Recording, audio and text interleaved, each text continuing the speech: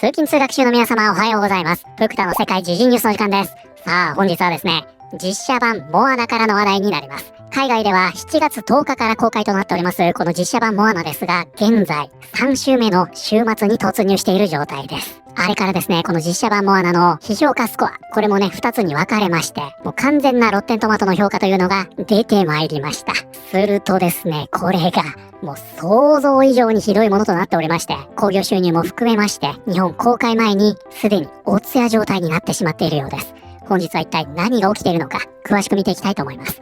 この番組は海外のホットな時事ニュースをお届けします。通勤通学のお供にちょうどいいチャンネルとなっていますので、ぜひチャンネル登録お願いします。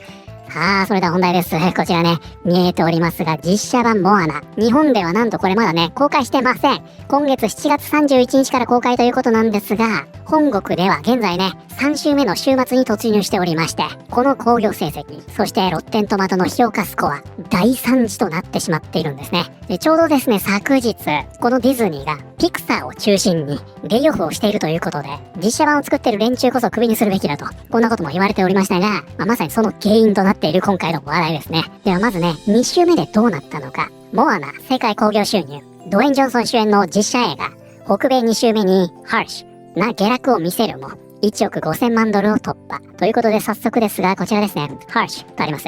こちらが本日のキーワードになります。harsh, 不快な、思いやりのない、残酷な、または必要以上に厳しいということで、こちらね、ハーシュというのは厳しいという意味になります。これね、もともとは毛深いという意味で使われていたワードと言われておりまして、これがザラザワ、ゴワゴワしている、肌に当たると痛いとか不快、ここから転じて厳しいとか辛い、こういった意味で使われているというわけですね。現在日本でもね、男性のすね毛問題で男性対女性でねバチバチやっているようですが、その意味ではタイムリーな話題でしょ。このゴワゴワした毛が不快というニュアンスから厳しいという意味に変貌していったと。だから日本でも痛いっていうでしょ。つまりその物理的に痛いわけではなくって、痛いとこ疲れたとか、あれというのはまさにね、手厳しいという意味だと思うんですが、それに近いニュアンスだと思ってください。ということで、こちらはモアナ世界興行収入、ドウェイン・ジョンソン主演の実写映画北米2週目に手痛い下落を見せるも1億5000万ドルを突破。実写版が制作されたのは1作目が驚異的な成功を収めたからだ。しかしこの作品はその評判に見合う結果を残せていない。評価の低さや否定的な口コミが劇場での興行を悪化させている。モアナは北米興行で2週目に大きく失速した。公開2週目の週末3日間の興行収入は1900万ドルで、公開初週末から 56% の大幅な落ち込みとなった。これはオリジナル版モアナの2週目の興行収入2830万ドルを大きく下回る数字である。公開から2週末時点での北米累計興行収入は8210万ドルとなっている。ということで、こちらね、モアナ現在ね、2週目の週末が終えておりまして、3週目の週末に突入しているという状態なんですが、2週目の時点でですね、このドロップ率、以前も勉強しましたね。この興行収入の勢いを測る大きな基準となっています。このドロップ率が 56% だったと、このように言われているんですね。スーパーヒーローものに比べればね、これファミリームービーですから、さすがに 70% の下落ということはありませんでしたが、これはオリジナルのモアナよりも大きな下落だと、このように伝えられています。で、こちらでね、その他の作品との詳細な比較がポストされているんですが、本作は公開2週目の週末3日間で1900万ドルを記録。公開初週末から 56% 減となった。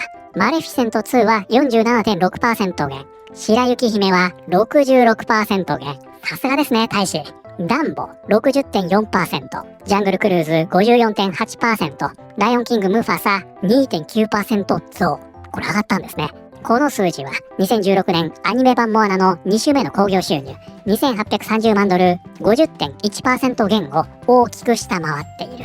そしてさらにね、注釈があるんですが、しかもアニメ版の2週目は感謝祭後の週末だったのに対し、実写版は平日の集客が期待できる夏休みシーズンという有利な条件での成績だった。で、あれからですね、このロッテントマト、評価表がね、二分されまして、完全なスコアというのが出てきました。前回はね、これまだ割れていなかったので、こちら見ていきたいと思いますが、オールクリティクス 31%。これね、前回紹介した時 34% だったので、3% 落ちています。では行きますよ、皆さん。トップクリティクス見ちゃいますよ。はい。なんと、19% ということで、これね、20% 切ってしまってるんですね。で、こちらね、ベリファイドオーディエンス、前回まではね、90% に乗っていましたが、現在落ちてしまいまして、89% になりました。で、オールオーディエンスがこれ 1% 上がってるんですかね。こちらが 78% と。こういった結果になりました。いやー、このインパクトすごいでしょ。ちなみに、これね、ロッテントマトというのは、以前もね、少しお話ししましたが、これ親会社がファンダンゴというチケット販売会社なんですね。基本的にこの会社というのは、チケットを買ってもらいたいんです。なので、なるべくいい数字を見せたいんですね。このサイトを運営していますが。だからね、実際はここにありますが、ほら、31% と 89% が表示されるでしょ。ここには。で、実際のところを見るには、こちらをタップしてね、このようにタブを切り替えないといけないと。でね、ここがロッテントマトマジックなんですが、基本的にこのスコアというのは、オールクリティクスとベリファイドオーディエンスのスコアが高くなる傾向にあります。なので、最初にね、これが表示されるようになってるんですよ。でもこれっておかしいでしょ、本来。この批評家をオールクリティクスにするのであれば、これに対応してるのって、オールオーディエンスなので、こっちを表示しなきゃいけない。もし、ベリファイドオーディエンス。これつまりはオンラインでチケットを買った観客のスコアですね。認証されたオーディエンス。で、このトップクリティクスというのは、ロッテントマトに認証された批評家のスコアなんです。つまり、これに対応してるのってこっちなんですよ。だから、この組み合わせか、この組み合わせのどっちかであるべきなんですが、ロッテントマトは高い方を見せたいんで、オールクリティクスとベリファイドオーディエンスを選んで見せていると。こういうことなんですね。なので本来であれば、こうでなきゃいけないということなんですが、実際はね、これだけの乖離があると。こういうわけなんですよ。じゃあね、これがどのぐらいの位置づけにあるのかというのをこちらロッテントマトがディズニーの実写映画同士の比較をしています。これフェアでしょ。ディズニーの実写映画ね。で、ここにありますが、ディズニーの実写リメイクのトマトメーターランキングですね。つまり批評価ランキング。これね、批評価のスコアが参考になりますと言ってるわけじゃないですよ。同じ条件の批評価スコアを比べてみましょうという話です。これね、すでに1位見えておりますが、これですよ。はい。2016年。ジャングルブックが1位なんですね。そして2位にいるのがピートとドラゴン。これもね、同じく2016年なので、この年ね、絶好調だったんですね。そしてその前年ですよ。2015年シンデレラ。これが 84% となっていて3位になっています。ちょうどね、2016年というのは、オリジナルのモアナが公開された年なので、だからこの辺のね、2015年、2016年というのは、本当に勢いがあったんだなと感じますよね。このランキングからも。そしてね、こちら2000年に入りまして、第5位がクルエラ。ね。これも皮肉なものですね。この監督が2026年にスーパーガールで大失敗してるというね。そして第6位がプーさんですね。クリストファー・ロビン。そして、これ記憶に新しいですね。2025年、リロ&スティッチが 72% と。で、その下ね、美女と野獣、ムーランと続きまして、はい。実写版リトル・マーメイドと。これ偉いですね。この比較に関しては、オールクリティクスとオールオーディエンス表示してるので、これね、フェアなんじゃないかなと思いますが、ちなみにね、リトル・マーメイド。こちらね、本体のページの方では、当然ながらね、ベリファイドオーディエンスの方が表示されてますので、これすごいでしょ。93% というね。で、ちょっとね、これに関しては、すごく面白い話が出ていますので、超余談になりますんで、番組の最後に少しお話ししますね。現在ね、この数字おかしいんじゃないかと、そんな都市伝説が勃発しておりますので、これちょっと後ほど見ましょう。そしてね、ずーっと行きますと、出ました。ピーターパンですよ。これもね、すごかったですよね。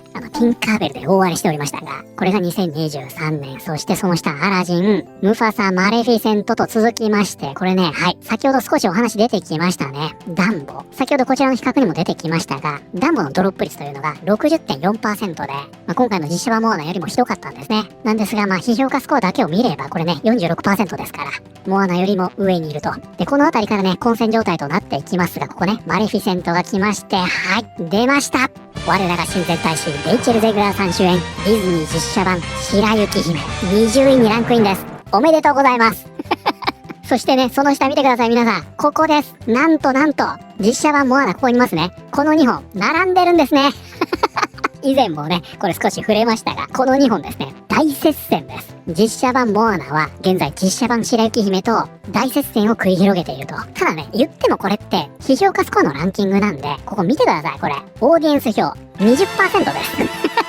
これがね、皆さん、大使の力ですから、勝てると思わないでくださいね。本当に。ということで、現在ですね、こちら、白雪姫が20位、実写版モアナが21位と。ちなみにね、これに関しましては、こちら、アリス・イン・ワンダーランドの続編ですね。これ、時間の旅でしたっけ？これもね、本当に不評だったんですが、これね、オールクリティクス 29%、トップが 20% ということで、このトップに関しては、アリス2にも負けているということですね。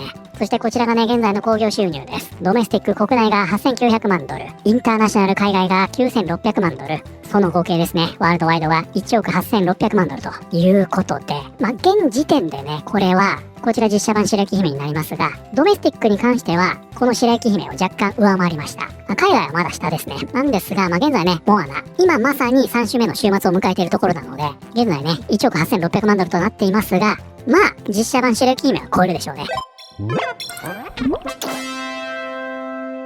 莫大な制作費を投じたモアナは、損益分岐点に達するために、興行収入の約半分は映画館側の取り分となるため、少なくとも6億ドルの興行収入が必要となる。もし制作費2億5000万ドルに対して、世界興行収入2億500万ドルで公開を終えた白雪姫と同程度の興行推移となれば、モアナは劇場興行だけで1億ドル以上の損失を出す可能性がある。モアナでは、阪神マウ役を再現したドウェイン・ジョンソンがプロデューサー兼主演として約3000万ドルの報酬を受け取ったとされており、さらに興行成績に応じた多額の成功報酬を受け取る契約を結んでいるのが一般的だ。またモアナの制作は2023年のストライキの影響で延期され、その結果制作費は数百万ドル増加している。すごいですね、ロック様。ギャラだけで約50億円。で、さらに興行収入に応じた報酬を受け取る予定だと。で、この実写版モアナですね、先ほどもありましたが、制作費は2億5000万ドルと、このように伝えられています。大体ここからね、さらに増えるというのが通例となっていますが、現時点では2億5000万ドル。このように言われているんですね。でね、こちらバラエティなんですが、毎回ね、ディズニーに関しては、この赤字額、かなり低く見積もる傾向があります。今回自分自身でね、このモアナのマーケティング費用、1億2000万ドルかけていると、このように言っているんですが、もうこの時点で計算おかしいでしょ。バジェットが2.5億ドルでしょ。これが白雪姫並み。おそらくそれ超えると思いますけどね。約2億ドルで、この興行収入を終えてしまうと、単純計算で約 2.7 億ドルの損失と、このような計算になります。はい、ということで本日はですね、現在3週目の週末を迎えております実写版モアナ、その興行収入とロッテントマトのスコアを見てまいりました。いかがだったでしょうか。先日お伝えいたしました大規模なレイオフのニュース、これを受けてね、多くの人がお前がピクサーを解雇するのかと言われておりましたが、こうやって改めて見るとね、それも仕方がないのかなと思ってしまいますよね。日本ではね、これまだ公開していないということで、もうおそらくですね、31日には、少なくとも海外ではね、これ誰も話題にしていないという形になるかもしれませんね。で、先ほどね、少しお話ししましたが、実はですね、このロッテントマトのスコア、これあくまでも噂レベルの話ですよ。徳さんもね、これ内容完璧には把握できていないので、話半分で聞いてくださいね。今ね、こんな話が出てきておりまして、ロッテントマトでは、オデュッセイヤのオーディエンススコアは 97% と表示されている。しかし、生の JSON データを見ると、実際は 56% であることが証明されている。ということで、ここではね、何が言われているかと言いますと、ロッテントマトというのは、この表示上にね、サーバーから JSON 形式のデータを受け取っていると。で、ここには作品、レビュー数、スコア等が含まれているわけですね。で、実際生のデータを見て計算してみると、ここにね、それが計算されているんですが、このオデュッセイヤの非常に高いオーディエンススコアが 56.2% まで急落すると。で、これに関してはですね、もう何の裏取りもできていない、この個人の検証になるので、話半分で聞いてくださいよ。これがね、実際本当でしたと確定すれば、また後日、詳細取り上げると思いますが、現在これ大変話題になっているんですね。そうするとね、面白いことが起きておりまして、ここですね。これ作品によってね、かなり乖離するというんですよ。で、非常にこの乖離が大きいと言われているのが、ここね、オデュッセイヤ。表示 97% に対して 56%。そして先ほど出てきました。2023年のね、実写版リトル・マーメイド。これオーディエンス表が 93% となっていましたが、実際これね、生のデータを計算してみると 44% だったと。